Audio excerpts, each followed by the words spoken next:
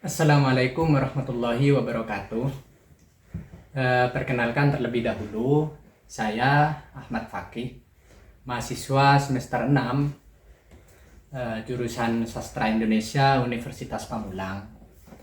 Di video ini teman-teman, saya akan coba mereview secara singkat sebuah film, tetapi dalam hal ini saya tidak akan fokus pada unsur fisiknya seperti alur atau teknik pengambilan gambar misalnya, melainkan saya akan coba mengangkat atau mengungkap secara singkat padat isi dalam film itu.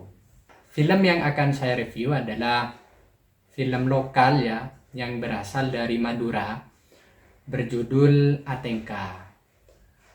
Atengka kalau di dalam bahasa Indonesia itu maknanya bertingkah. Film ini disutradarai langsung oleh pembuat ide ceritanya, yaitu Ken Matkur. Dapat kita temukan di channel YouTube Mata Pena.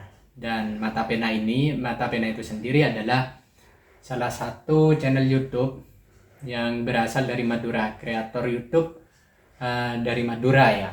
Pertama, kita tahu bahwa film itu adalah salah satu produk budaya, sehingga film ini akan membawa muatan-muatan representatif dari sosial masyarakat, dari kebudayaan di dalam masyarakat, apapun bentuknya.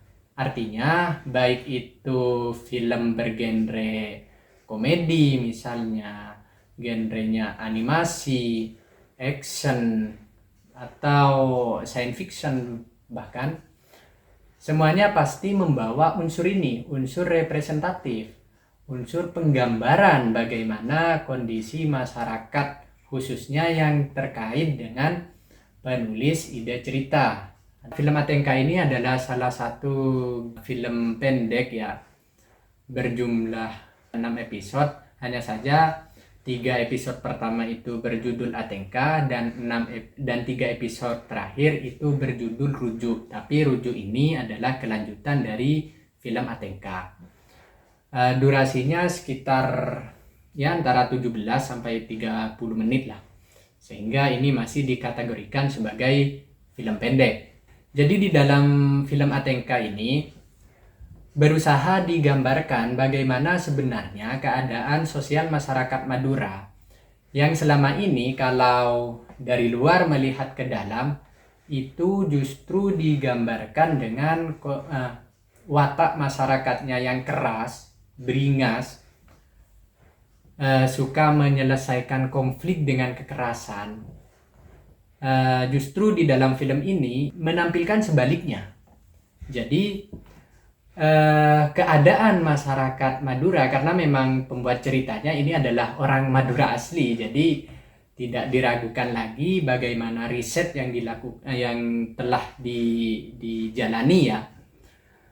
Jadi keadaan di Madura sebenarnya itu tidak melulu tentang celurit ataupun carok, melainkan mereka justru menjunjung tinggi kerukunan, persatuan, dan penyelesaian konflik dengan kekeluargaan. Ini juga sebagai kritik kritik pada stigma masyarakat luar yang berusaha menilai masyarakat Madura dengan label-label yang negatif. Selain itu, film ini memang bertemakan tentang konflik kekeluargaan. Hanya saja di dalamnya banyak sekali unsur-unsur persoalan-persoalan sosial yang berusaha diangkat oleh penulis cerita, oleh film itu. Di antaranya yang paling mendominasi adalah kritik terhadap ketidaksetaraan gender, bahwa bagaimana masyarakat Madura ini memperlakukan perempuan. Di dalam film itu digambarkan bahwa perempuan itu masih tidak mendapatkan hak kebebasannya secara luas. Mereka tidak bisa memutuskan sesuatu yang terkait langsung dengan diri mereka sendiri, dengan jiwa mereka, tanpa melibatkan laki-laki. Jadi perempuan itu di Madura masih sangat tergantung sekali dengan laki-laki. Jadi memang berbicara tentang ini, maka budaya laki-laki sentris itu masih sangat kental ya di Madura. Nah, melalui film ini mereka itu berusaha menggambarkan bagaimana keadaannya atau ya relasi sosialnya, kemudian berusaha menyampaikan kritik atas ketidakseimbangan itu. Sebagaimana dijelaskan barusan bahwa perempuan itu masih sangat tergantung sekali di Madura kepada laki-laki ya, di masyarakat Madura ini. Kemudian di film itu ternyata tidak setiap sesuatu yang berkaitan langsung dengan perempuan harus atas dasar kehendak laki-laki. Misalnya dalam kasus poligami. Karena film ini ada mengangkat tema perselingkuhan tadi ya, sehingga erat kaitannya dengan isu-isu poligami. Bahwa sekalipun laki-laki itu dianggap superior atas perempuan, bukan berarti mereka ini bisa bertindak sewenang-wenang khususnya terhadap perasaan perempuan.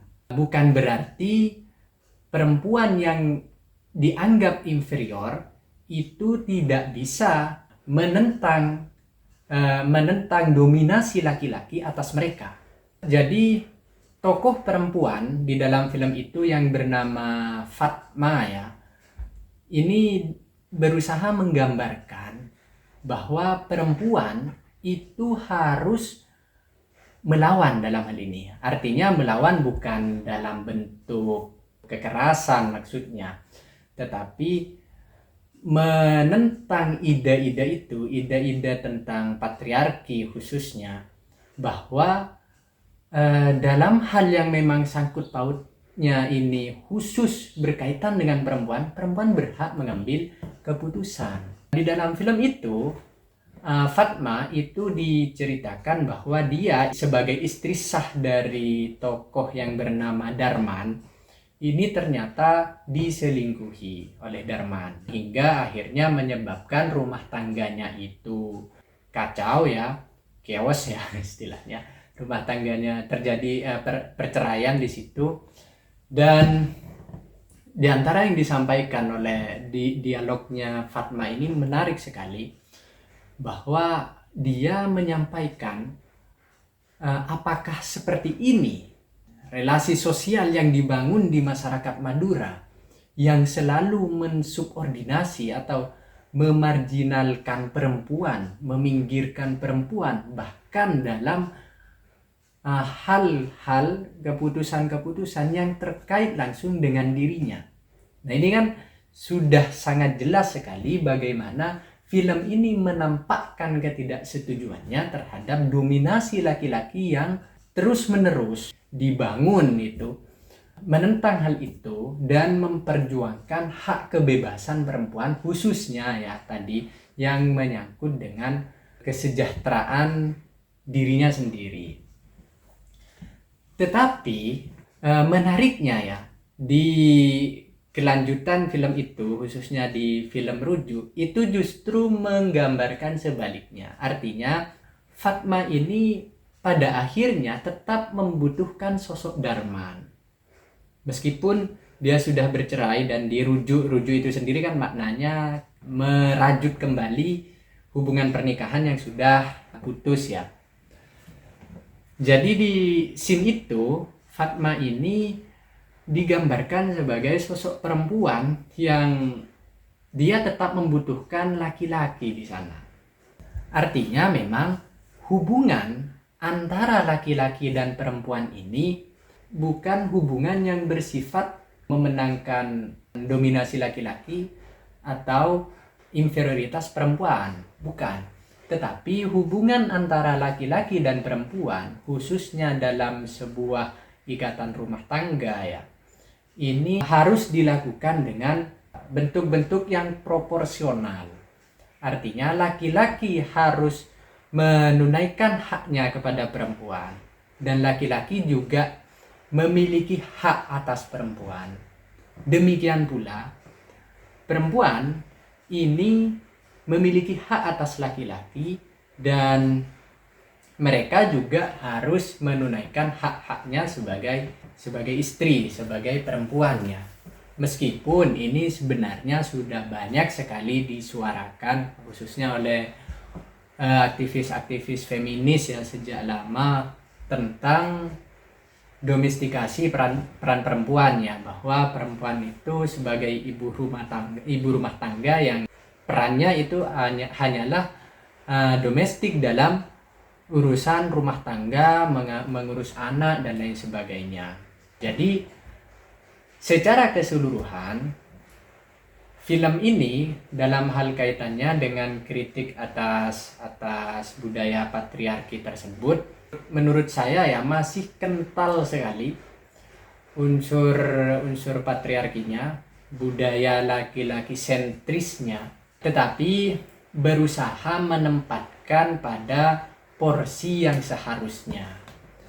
Mungkin itu saja ya yang bisa saya review sementara ini dari film Atenka ini. Untuk lebih lengkapnya bisa kalian tonton di channel YouTube Mata Pena. Meskipun sebenarnya tidak ada subtitle berbahasa Indonesia ya, dan ini juga sekaligus saran nih buat kru Mata Pena agar film-filmnya itu diberi subtitle berbahasa Indonesia agar bisa dijangkau oleh masyarakat luar Madura yang tidak memahami bahasa Madura begitu.